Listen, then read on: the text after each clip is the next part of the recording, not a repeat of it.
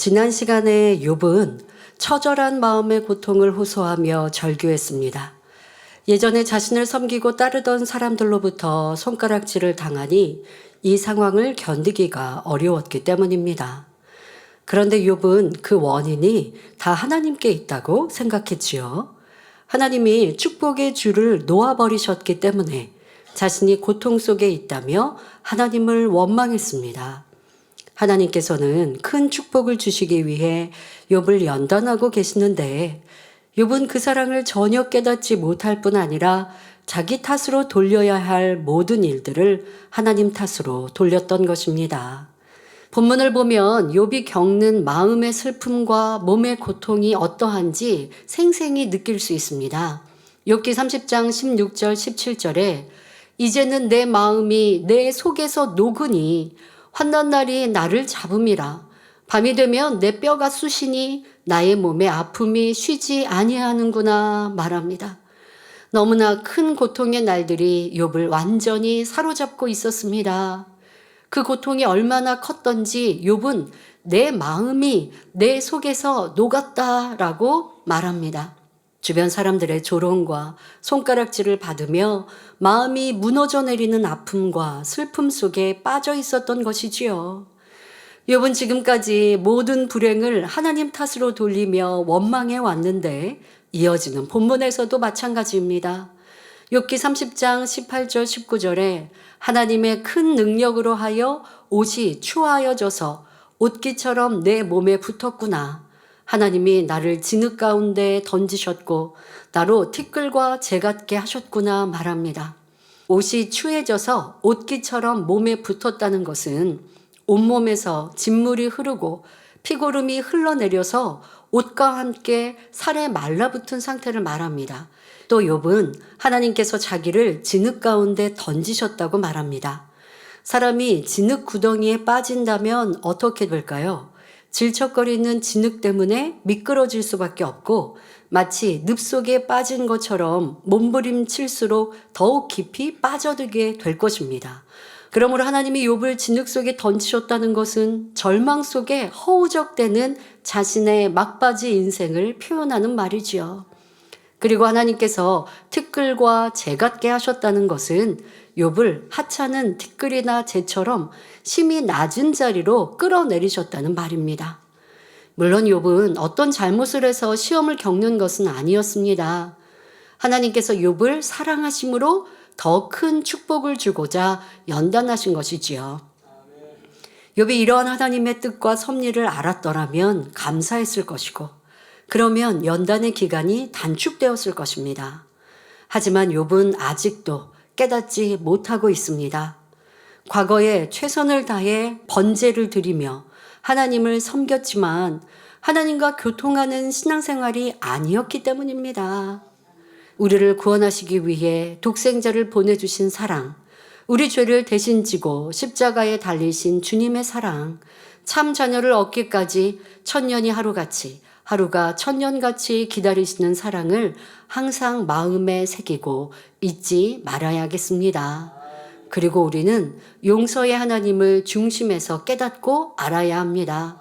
에스겔 18장 21절부터 23절에 그러나 악인이 만일 그 행한 모든 죄에서 돌이켜 떠나 내 모든 율례를 지키고 법과 의를 행하면 정령 살고 죽지 아니할 것이라.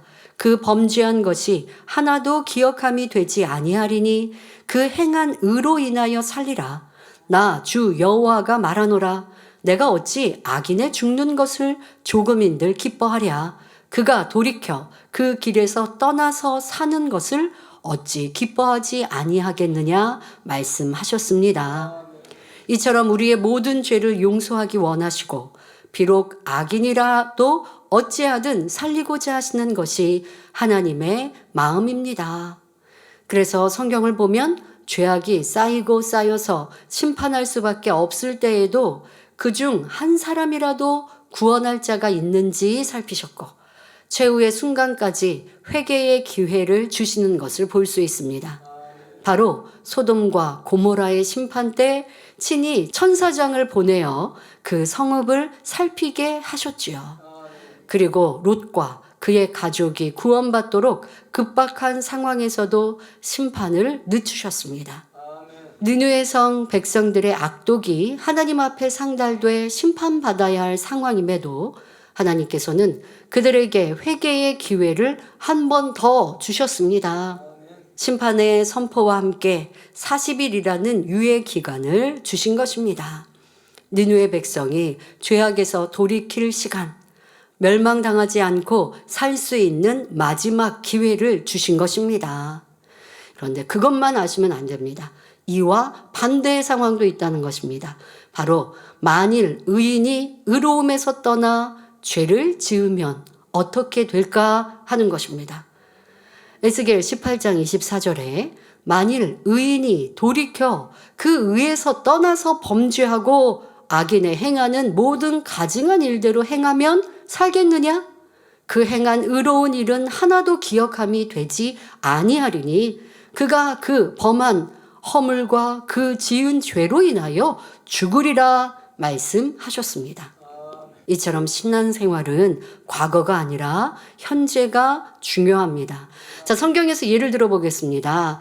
요압은 다윗의 왕국 건립에 큰 힘이 되었고 여러 전쟁을 승리로 이끈 핵심 인물이었습니다. 그러나 요압은 자기 생각이나 유익에 맞지 않을 때는 번번이 다윗의 뜻을 어기기도 했습니다. 결정적으로 다윗이 후계자로 택한 솔로몬 대신 아도니아를 왕으로 세우려고 반역을 일으켰고 결국 솔로몬에 의해 비참한 결말을 맞고 말았지요.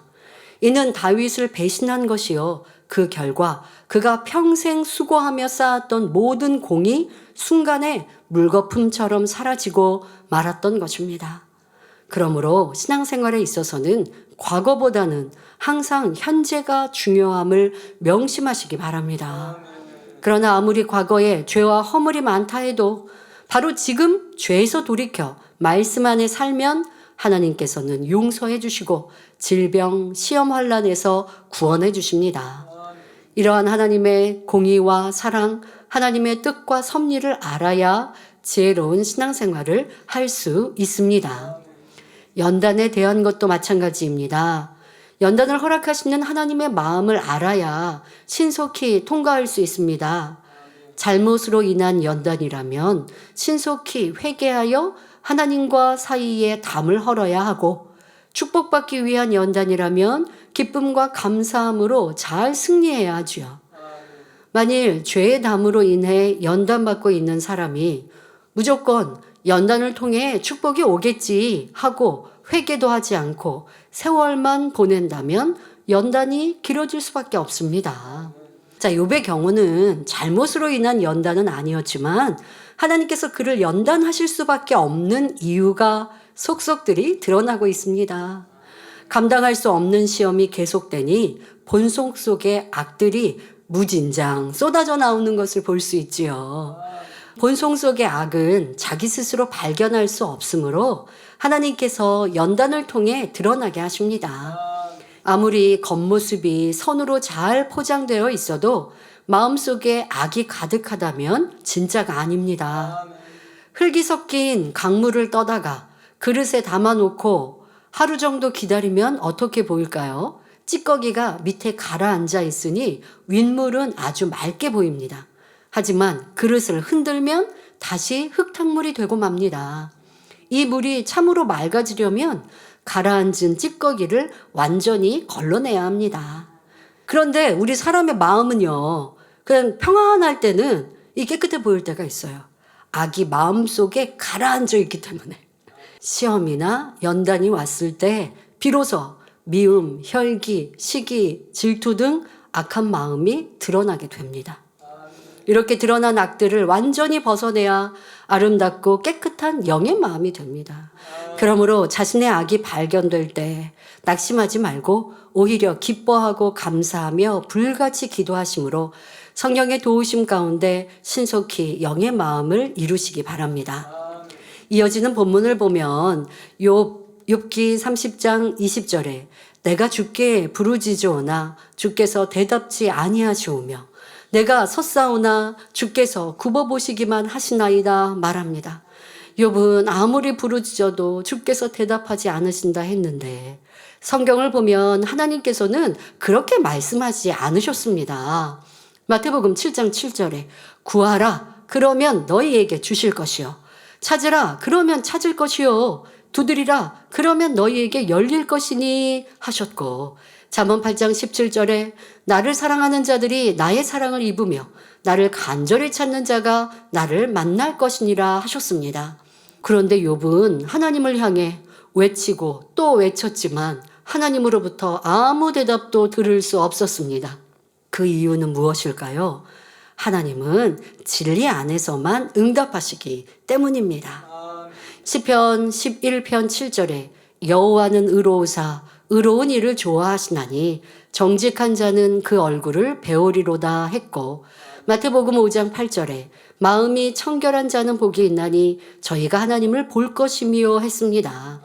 즉 하나님의 자녀들이 의롭고 깨끗한 마음으로 하나님을 찾을 때 하나님을 만날 수 있다는 말이지요. 또 하나님의 섭리 속에서 하나님이 원하시면 대답하실 수 있습니다. 그런데 지금은 하나님께서 욥에게 대답해 주실 수 있는 상황이 아닙니다. 왜냐하면 계속해서 욥의 악이 드러나게 해줘야 하기 때문입니다.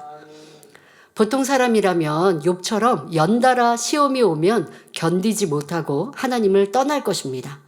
그러니 이런 사람에게는 연단을 했다가 멈췄다가 가끔 쉼을 주면서 이끌어 가시지요. 하지만 욥은 선한 고든 중심이었기에 능히 감당할 것을 아시고 모든 악을 한꺼번에 드러내고 계십니다. 악을 다 드러낸 다음 하나님께서 만나서 깨우쳐 주시면 욥은 순간에 모든 악을 버리고 온전해질 수 있기 때문입니다. 욥은 아무리 부르짖어도 하나님이 굽어보시기만 한다. 즉 그냥 바라만 보고 계신다 말하고 있습니다. 이는 그래도 하나님을 인정하고 있음을 나타내는 말입니다.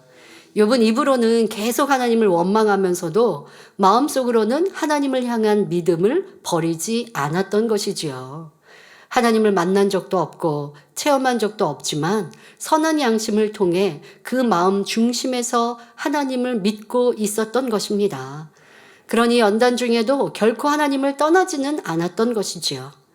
만일 여러분이 욥과 같은 연단을 받는다면 과연 하나님을 부인하지 않고 끝까지 섬길 수 있을 것인지 점검해 보시기 바랍니다. 하나님께서는 우리에게 축복 주기 원하십니다.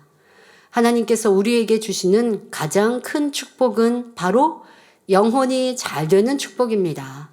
영혼이 잘 되는 만큼 이 땅에서도 범사에 잘 되고 천국에서도 하나님 보좌 가까이에서 영원한 행복을 누릴 수 있기 때문입니다. 그래서 악은 모양이라도 버리고 영혼이 잘 될 수 있도록 때로는 사랑의 연단을 허락하시는 것입니다. 그런데 여러분이 연단 중에도 하나님의 사랑을 믿으며 하나님께서는 분명 축복 주시는 분이라는 믿음을 잃지 않으려면 불같은 기도와 말씀 무장으로 살아가야 합니다. 그래야 모든 연단을 이겨낼 힘이 위로부터 주어지며 성령의 역사를 받을 수 있습니다. 연단을 통해 악을 발견하여 온전히 벗어버리고 진리로 가득 채운다면 가장 영화롭고 영광스러운 새 예루살렘 성에서 아버지 하나님과 신랑 되신 주님과 영원토록 함께할 수 있으니 이 얼마나 큰 축복입니까? 하나님을 사랑하는 사람은 어떠한 연단이 와도 먼저 자신을 돌아보며 기쁨과 감사로 이겨 나갑니다.